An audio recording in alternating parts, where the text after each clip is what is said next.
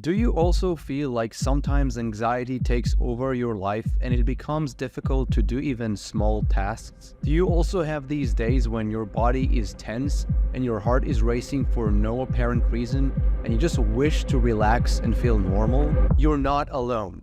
I've had periods when I would be more anxious than not. I would go to work and my heart would race before and during meetings, feeling jittery, or I would bump into someone in the elevator and get all anxious even though it wasn't someone I knew that I intended to talk with. Sometimes I would avoid interactions because I knew that my heart will just start racing and I won't be able to speak or behave normally. I would even ruminate about things I have said or done, thinking I've acted weirdly because I was anxious, and that would make me even more anxious. Sometimes, even when I'm at home alone, I would still feel a sense of unease and would just not be able to relax. Over time, other than sweaty hands, when I feel anxious, my eyes would start squinting and that would feel like they are getting watery without me being able to control it. I couldn't think of a reason why life became so difficult. What happened? I work out, eat healthy, I have a regular sleeping schedule, I have friends and family, but even though everything seemed normal, on the surface, that wasn't actually the case. My day-to-day has been looking like this. I'm waking up and preparing my lunch to take with me to work, and I'm with my AirPods listening to something. I go to the toilet, I'm with my phone scrolling around. I go to work, I'm with the AirPods on. Virtually every moment I am scrolling, constantly checking my phone, or listening to some podcast. The only time I'm not connected is when I go to sleep. Living like this, as Alok Kanoji, the psychiatrist that's also known as HealthyGamerGG, means suppressing emotions 24/7. Our mind needs space to process emotions and things that life throws at us. When we don't give it space at all from technology, it means we never process our emotions. We basically only accumulate negative emotions and never get rid of them. This didn't make much sense at first because emotional processing and accumulating negative emotions sounds very abstract rather than a concrete, clear reason. However, if you've also been feeling as if anxiety took control over your life while there is no apparent reason, this is why. At some point, you begin using more technology, social media, constantly checking your phone, always listening to something more often than not. Doing these gradually start taking a toll on your mental well-being. You start accumulating negative emotions. You continue being connected for most of the time. When you walk outside while you work, when you watch a TV show, your sleep quality takes a hit and you start having a brain fog. These continue to worsen your anxiety, depression, and life starts becoming so difficult sometimes you don't know why. And this spiral continues. You become more lethargic, your sleep and health become a mess, and you start having random days that feel like a mental crisis. This is also shown in a recent paper that was submitted to the Frontiers Journal in Psychology by Shi, Cheng, and Chen, showing how the internet and anxiety are related and how men are especially prone to anxiety because of being constantly connected. And again, on the surface, everything seems fine. Here, I'm walking towards my office in the financial district in New York, and just see how many people are on their phone or listening to something with earphones. Of course, it seems totally unharmful, normal, and it would have been if I didn't have a constant urge to pull up my phone or listen to something, but sooner or later, everything becomes boring. It starts feeling like you need to pull up your phone to check things even though you just checked them. At this point, being connected, scrolling, listening, these act as a numbing agent because normal life feels painful and unbearable. But it doesn't have to be like that.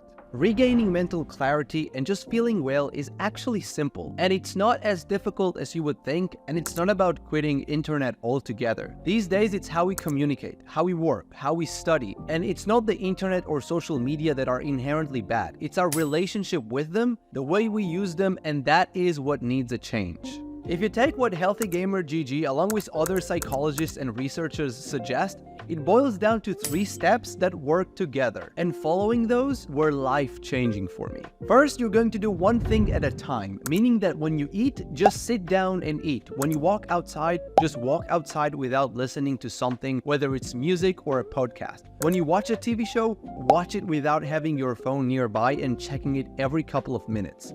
And lastly, you stop taking the phone with you to the toilet.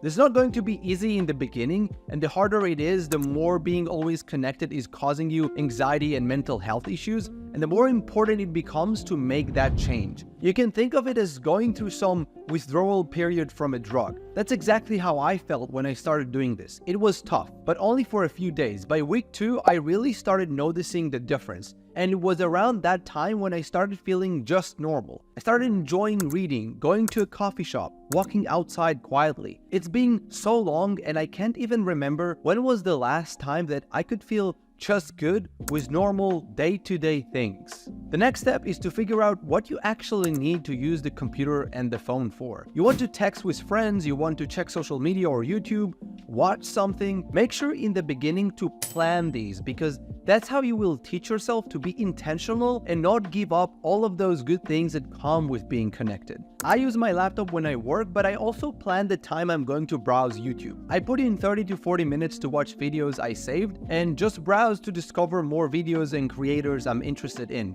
I use my phone a handful of times during the day when I need to text or call someone, and if sometimes I want to watch a movie or a TV show, I just do it, but without using other devices. So this is not about living without technology. It's about not being constantly connected to it, so we have the precious off time every day to get us to a just normal feel-good state. The third thing is that you're going to journal and commit to 100 days. Whenever I do something hard, I have to write and journal. It's been shown many times to help mentally and to go through transformations. You will have a crazy amount of thoughts and excuses of why not to do this, even though you know this is good for you.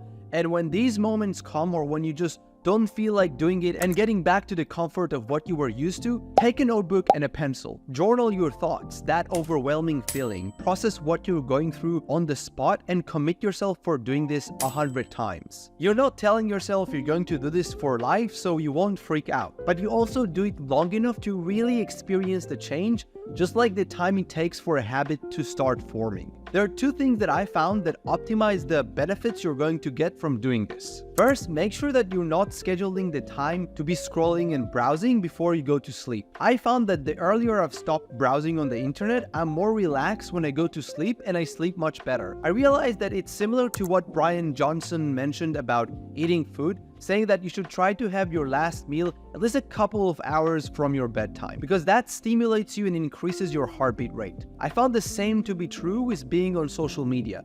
I would sleep better if I browsed 3 hours before I go to sleep instead of doing that half an hour before. I found reading a book and even watching an episode of a TV show, just watching it without devices, so long I put the night mode on to reduce the blue light, to be a much better alternative, assuming that I'm not watching something kind of scary like Stranger Things. The second thing is that now when taking a break does not mean being on your phone, you should take time to just breathe or take a quick walk outside. I felt so uncomfortable not being on the phone when I'm taking a break from work.